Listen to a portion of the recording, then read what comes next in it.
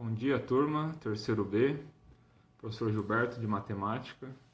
Hoje eu vou estar postando um vídeo da correção da atividade de números complexos, né? E também eu vou estar falando um pouco sobre números complexos. Percebi que a definição que está lá na apostila tá bem complicada, né? E aí eu vou tentar colocar de uma forma um pouco menos formal, para a gente ter uma noção um pouco melhor sobre o que significa os números complexos.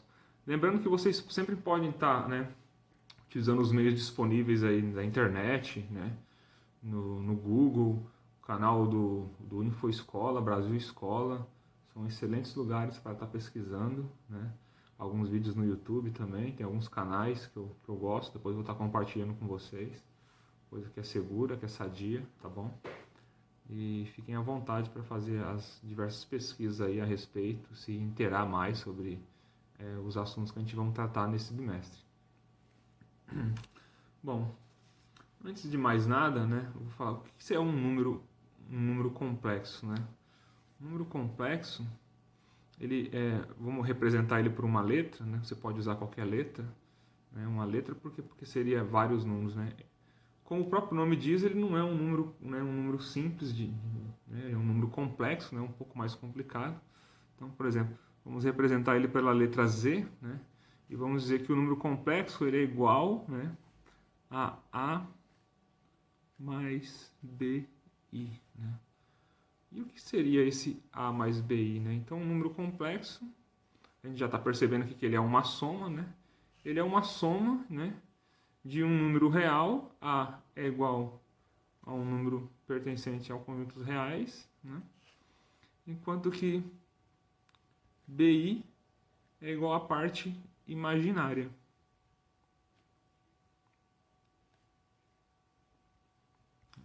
A gente vai ver que I é um número imaginário, né? Aí B é um número real que está multiplicando e a parte imaginária, mas aí o produto de um real com imaginário vai dar um número imaginário. Então Z, que é um número complexo, ele é a soma, né, de um número real A mais um número imaginário. Então é uma parte real mais uma parte imaginária. Essa parte real, né, por exemplo, para colocar em termos físicos, né, pode ser uma velocidade, né, uma distância, né, então uma aceleração. Então coisas do nosso mundo real, ou da nossa realidade física, são coisas mensuráveis, quantificáveis. A parte imaginária, a gente não consegue quantificar. A gente vai ver que a única forma de a gente interpretar um número complexo vai ser de uma forma gráfica, né? Ou então a gente usa a parte real, né, e depois descarta a parte imaginária. E aí tem um pouco da história, né, dos números complexos. Então ele vem de uma dificuldade, né? Por exemplo, já bem lá antigamente, né? Você tem uma equação de segundo grau, x² mais 1, né, é igual a zero, né? Então como é que eu resolvo essa equação aqui, né? Então implica, né? Então eu vou isolar x, né? Então como eu faço isso? x², né? Tá somando com 1, né? Mais 1, o que eu faço? Menos 1 é igual, né, a zero. Se eu coloquei menos 1 desse lado, o que eu faço desse lado? Coloco menos 1. 0 menos 1. Né? Então implica que x², 1 menos 1 dá 0. Né? Então x², isso aqui cancela, né? É igual a 0 menos 1, menos 1. Certo? Então quanto que é x? Né? Então a mesma coisa. Como que eu faço para isolar x aqui? Né? Eu tenho que aplicar a operação inversa à operação da potência, que é a raiz. No caso aqui a potência é ao quadrado, então é a raiz quadrada. Então eu aplico raiz quadrada desse lado e raiz quadrada desse lado. Raiz quadrada de x ao quadrado, então você corta aqui, né? Então é x. Né? Então implica que x é igual a mais ou menos, né? Porque é um número quadrado, raiz de menos 1. E aqui você já tinha um problema, né? Porque raiz de menos 1, né, não existe. Então, qual é a solução para isso? Né? Não tem solução nos reais. Né? Quer dizer, no conjunto dos números reais, né, que a gente imaginava ser, ou pelo menos tinha aprendido ser o conjunto onde já tinha todos os números, né? ainda não tinha esse número aqui. Quer dizer, você não tem uma solução reais. Aqui você responde essa equação, não tem solução, né? Não tem raiz real. E aí os matemáticos, né, com esse problema, né, então, será que tem como a gente resolver isso daí, contornar essa situação? Então convencionou-se, né, que i quadrado ia ser igual a 1. Ou igual a menos 1, né? Isso. I quadrado ia ser igual a menos 1. Implica, né? De novo, né? Se eu quero retirar o quadrado aqui, o que eu faço? Né? Aplico de novo, como eu disse, né? Raiz quadrada dos dois lados. Então, raiz quadrada de i quadrado, raiz de menos 1, raiz quadrada de i quadrado, né? Então, vai dar i, né? Então, implica que i é igual a raiz de menos 1. E aí você fala que, né, o raiz de menos 1 agora, né? Que você não sabia o que era, você fala que agora é igual a i, né? É um número imaginário. E isso serve para a gente resolver questões quando a gente se depara, né, com uma raiz negativa. E alguém pode perguntar assim, professor, isso existe, né? Existe alguma situação onde eu vou me deparar com uma raiz negativa? E, bom, realmente o uso ele é bem limitado, né? Na verdade, nem tudo a gente na matemática é produzido para ter um uso. Os matemáticos, eles querem achar uma resposta para alguma coisa, eles ficam curiosos. Então, se você tem um problema, eles querem, se existe um problema, deve existir uma solução. E a solução foi essa aqui.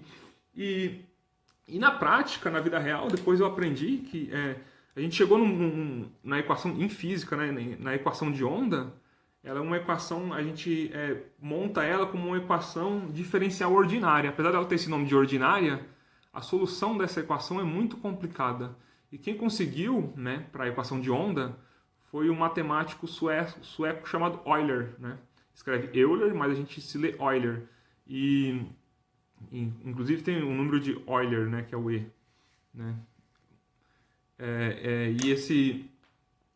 E a solução que esse matemático conseguiu, ele só conseguiu essa solução para a equação de onda quando ele colocou, ele montou a equação num formato complexo, né? E aí ele montou tudo, aí você interpreta o número no gráfico, né? Porque não dá para interpretar esse número aqui, né? Ele montou essa coisa gráfica, depois ele tirou a interpretação daquilo ali, descartou a parte imaginária, que a gente não consegue usar no mundo real, e ficou com a parte real.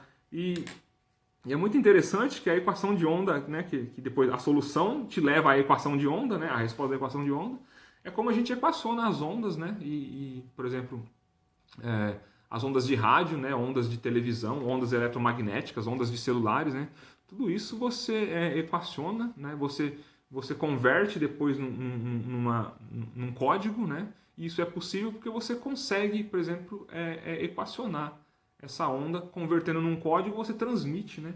E depois vira um vídeo, né? Vira internet. Então, né? Vou falar sobre isso com mais detalhes na aula, né? Mas é bem interessante. Então tem esse uso aí, né? Foi usada por Euler para o que eu conheço só, né? Para solucionar a equação de onda, né? Então ele tinha uma equação diferencial ordinária, uma solução muito difícil de propor, e ele conseguiu propor sendo muito criativo, né? Usando os números complexos. Tudo bem, turma?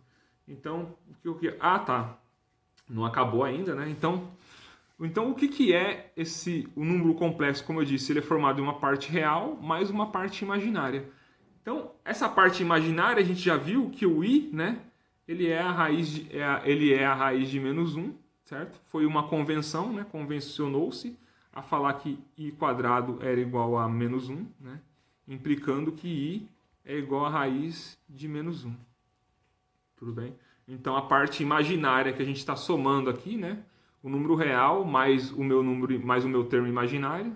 Então, nada mais é do que o i, uma raiz de menos 1. Por quê? Porque aqui, por exemplo, poderia ser raiz de menos 50, raiz de menos 32, né?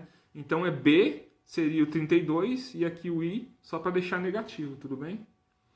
Ok, pessoal? Então, o que eu queria falar sobre o número complexo era isso.